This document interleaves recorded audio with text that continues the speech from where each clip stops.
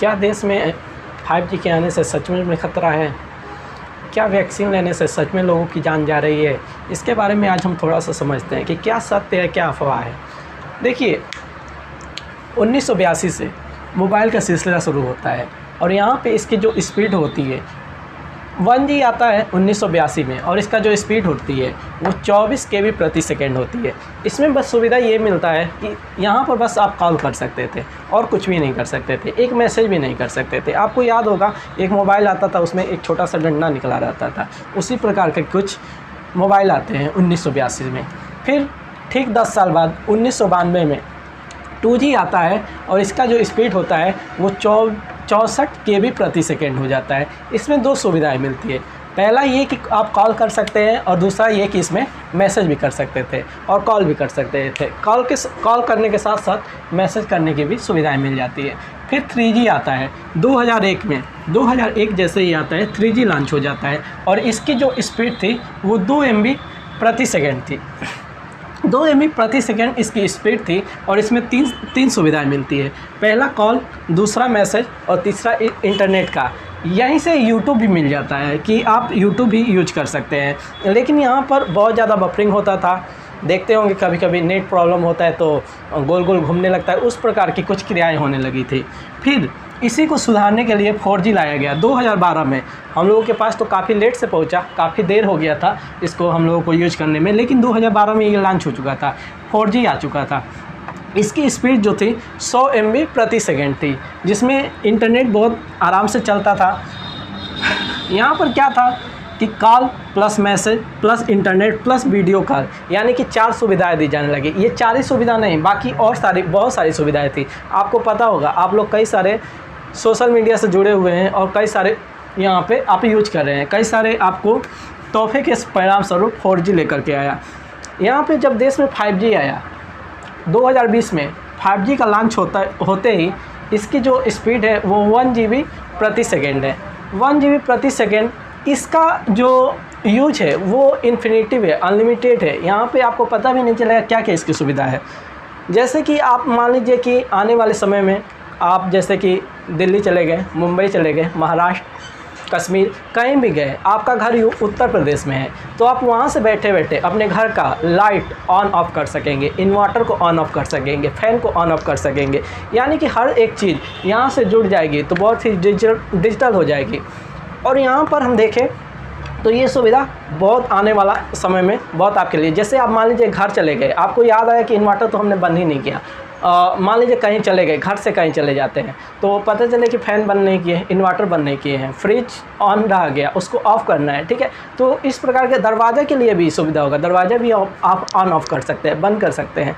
तो इसलिए आपको उस टाइम ये नहीं कि आपका घर इसी टाइम में हो और आप 5G का इस्तेमाल कर ले, ऐसा नहीं है। घर भी उस माध्यम का होना चाहिए।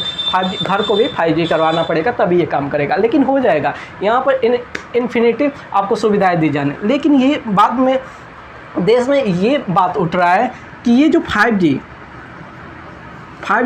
जो नेट आया है उससे लोगों की जान जा रही है। ऐसा नहीं है, ये पूरी तरह से अफवाह है। 5G के होने से किसी का जान जा ही नहीं सकता, क्योंकि कई सारे देश इस पे कार्य कर रहे हैं। तो देश में अफवाह ये उड़ाया जा रहा है कि 5G हमारे देश को बर्बाद कर रहा है, लोगों की जान जा रही है।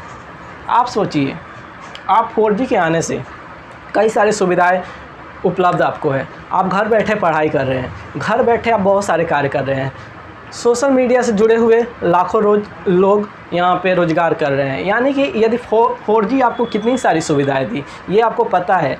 4G के आने से ही आप घर बैठे पढ़ाई कर रहे हैं। गांव-गांव तक, गांव के छोटे छोटे मोहल्ले तक क्या पहुँचा है, एजुकेशन पहुँच चुका है। और 5G आपको बहुत सारी सुविधाएँ देने वाला है। लेकिन इसके लिए लोग अफवाह बना दिए हैं कोरोना को लेकर के कि कोरोना से नहीं 5G से जान जा रहा है। ऐसा नहीं है, कोरोना वाकई में है और इससे आपको सावधानी बरतनी है। और यहाँ पर ध्यान दीजिए, जो वैक्सीन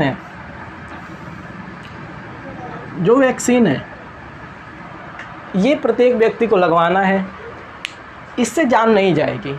सरकार, देखिए, सरकार चिल्लाती रह जाएगी कि वैक्सीन लगवा लीजिए, लेकिन लोग नहीं लगवाएंगे। यहाँ पर धारणा बना हुआ है ना कि वैक्सीन से जान जा रही है। आप इस बात को समझिए, किसी भी देश का उसका रीढ़ की हड्डी क्या होती है? 18 प्लस बच्चे जो 18 वर्ष की आयु पूरी कर चुके होते हैं उस देश के लिए रीढ़ की हड्डी का काम करते हैं। क्या कोई भी व्यक्ति अपने रीढ़ की हड्डी को तोड़ना चाहेगा?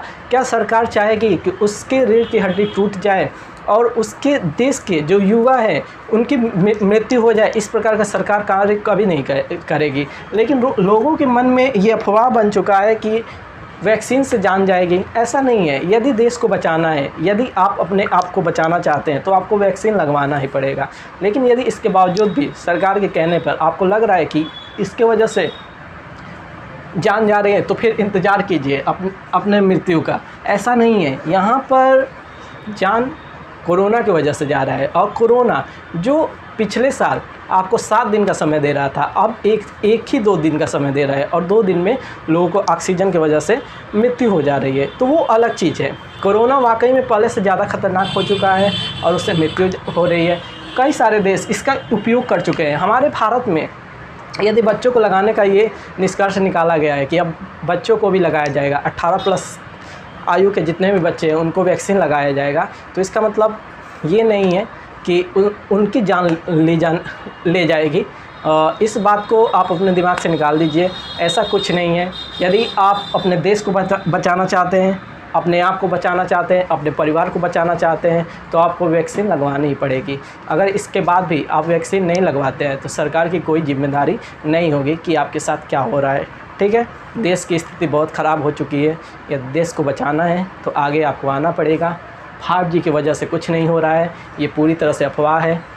हमारे देश की तरक्की में 5G बहुत काम आने वाला है। आपको बहुत जल्द इसका सुविधा भी मिलने वाला है। आपको जैसे 4G का आप जैसे लाभ उठा रहे हैं उसी तरह से आप 5G का भी लाभ उठाएंगे, और जो लोग इसका यूज कर रहे हैं उनको पता होगा। चलिए ठीक है, धन्यवाद। आप अपना ख्याल रखिए, अपने घर वालों का ख्याल रखिए। धन्यवाद।